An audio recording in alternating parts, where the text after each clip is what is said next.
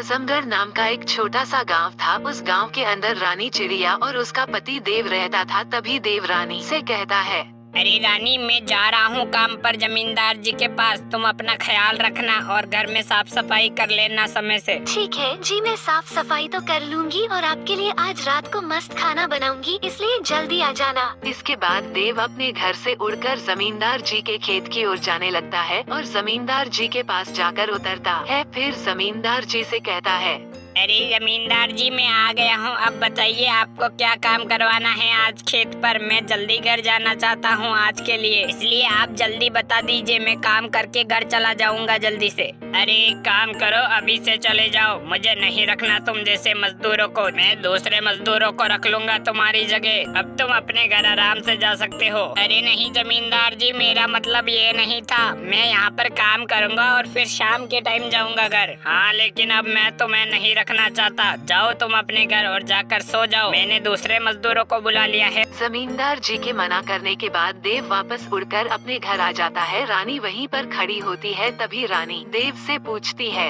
क्या हुआ जी, आप इतना जल्दी कैसे आ गए? मैंने तो आपको शाम को आने के लिए कहा था, आप तो दिन में ही लौट आए। क्या आज जमींदार जी के घर काम नहीं था? अरे नहीं रानी, जमींदार जी के घर काम भी था और मुझे कुछ हुआ भी नहीं है। आज जमींदार जी ने मुझे बेमतलब ही काम से निकाल दिया। अरे जी, आप चिंतित मत होइए, मैंने आज बिरयानी बनाई है, उसे खाते ही आपका मूड ठीक हो जाएगा। आप रुकिए, मैं अभी लेकर आती हूँ। मैंने आज उसमें जितनी अच्छी चीज लग सकती थी सारी डाल दी। आप उसे चखकर बताना कैसी लगी आपको। अभी लाती हूँ। ऐसा बोलकर रानी चिड़िया बिरयानी लाने के लिए जाती है और थोड़ी देर बाद बिरयानी की हांडी को अपने मुंह में लेकर अपने पति देव को देती है। देव बड़े ही चाव से उस बिरयानी को खाने लगता है और फिर देव बोलता है, कुछ भी कहो रानी, तुम्हारे हाथ में जादू तो है। क्यों ना हम एक बिरयानी की दुकान खोल ले। तुम्हारे हाथ की बिरयानी मुझे इतनी पसंद आती है तो लोगों को तो और भी ज्यादा पसंद आएगी। क्यों ना हम एक ठेला ले ले और उस पे बिरयानी बेचना चालू कर दे। अगर तुम करना चाहती हो तो ठीक है, वरना रहने दो। अरे जी, मैं क्यों मना करूँगी, मैं तो खुद करना चाहती हूँ काम, और वैसे भी अभी चिकन के दाम सस्ते चल रहे हैं। ऐसा कहकर रानी और रानी का पति दुकान लेने के लिए जाते हैं और रानी बिरयानी की एक छोटी सी दुकान लगा लेती है और फिर वो आवाज लगाने लगती है,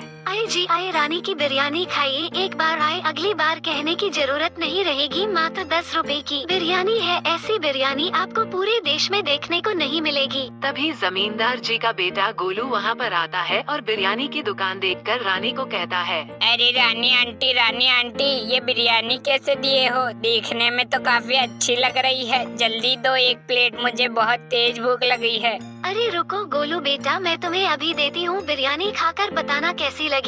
उसके बाद रानी गोलू को खाने के लिए बिरयानी देती है और गोलू बड़े ही चाव से उस बिरयानी को खाने लगता है। फिर वो अपनी बिरयानी खत्म करके रानी से कहता है, अरे रानी आंटी, आपकी बिरयानी तो बहुत ही अच्छी थी और बहुत ही सस्ते में भी बेच रही हो आप। मैं घर जाकर अपने पापा को भी यहाँ पर भेजूंगा। धन्यवाद गोलू बेटा मेरी तारीफ करने के लिए। अब तुम जाओ और अपने पापा को भेज देना यहाँ पर खाने के लिए। फिर गोलू बिरयानी की दुकान से उड़कर अपने घर जाता है और अपने पिता जमींदार से कहता है, अरे पिताजी, आपको पता है क्या, रानी आंटी ने एक बिरयानी की दुकान खोली है जो कि बहुत ही अच्छी बिरयानी बेचती है। अरे बेटा, मुझे पता तो नहीं था, लेकिन तूने बता दिया है ना। अभी जाता हूँ और खाकर आता हूँ। पापा, आप जाकर बिरयानी खाकर आ जाइए, तब तक मैं अपने घर का ध्यान रखूंगा। फिर जमींदार कौवा वहाँ से उड़ता है और रानी की बिरयानी की दुकान के पास जाता है और फिर रानी से कहता है, अरे रानी बहन, मैंने अपने बेटे से सुना कि तुम्हारी बिरयानी बहुत ही अच्छी है। हमें भी खिलाओ, हम भी तो चख कर देखें कि कितनी अच्छी है। अरे जमींदार जी, मैं आपको बिरयानी तो खिला दूंगी, लेकिन आपको मेरे पति को फिर से काम पर रखना होगा, वरना मैं आपको बिरयानी नहीं दूंगी।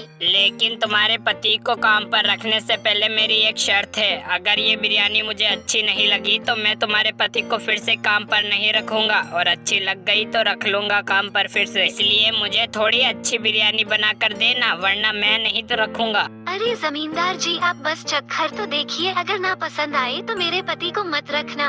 उसके बाद जमींदार कौवा बिरयानी खाने लगता है। उसे बिरयानी बहुत ज्यादा अच्छी लगती है और वो रानी से कहता है, अरे रानी, तुम्हारी बिरयानी तो बहुत ही अच्छी है। कल से भेज देना तुम्हारे पति को काम पर, मैं रख लूँगा उसे काम पर। लेकिन उसके साथ रोज बिरयानी भेजना मत भूलना, और मैं यहाँ पर आकर भी खाऊंगा। रोज दुकान खोलना तुम अपनी, और पैसों की जब भी जरूरत हो मुझे बोल देना, मैं दे दूंगा। तुम बस बिरयानी बनाते रहना हमेशा। अरे जी, आपने मेरे पति को अपने काम पर फिर से रख लिया, वही बहुत बड़ी बात है। ठीक है, अब कल भेज देना तुम्हारे पति को। उसके बाद जमींदार कौवा वहाँ से जाने लगता है और शाम के वक्त जब रानी की सारी बिरयानी खत्म हो जाती है तो रानी भी अपने घर चली जाती है। उसका पति उसका इंतजार कर रहा था। तभी उसका पति कहता है, अरे क्या हुआ रानी, आज इतनी खुश कैसे दिख रही हो? क्या सारी बिरयानी बिक गई? अरे जी, बिरयानी तो बिक गई, लेकिन आज जमींदार जी खाने आए थे बिरयानी। उन्होंने कहा कि अगर बिरयानी अच्छी लगी तो तुम्हारे पति को काम पर रख लूँगा। और जब वो बिरयानी खाते हैं तो उन्हें बिरयानी बहुत ज्यादा पसंद आती है, इसलिए उन्होंने कहा कि कल से भेज देना तुम्हारे पति को फिर से काम पर। अरे रानी, तुम्हारी वजह से तो मुझे फिर से नौकरी मिल गई। अब फिर से मैं काम पर जाऊंगा और पैसे कमाऊंगा। और फिर अगले दिन से दोनों पति पत्नी काम पर जाने लगते हैं। पत्नी बिरयानी बेचती है और पति खेत पर जाता है।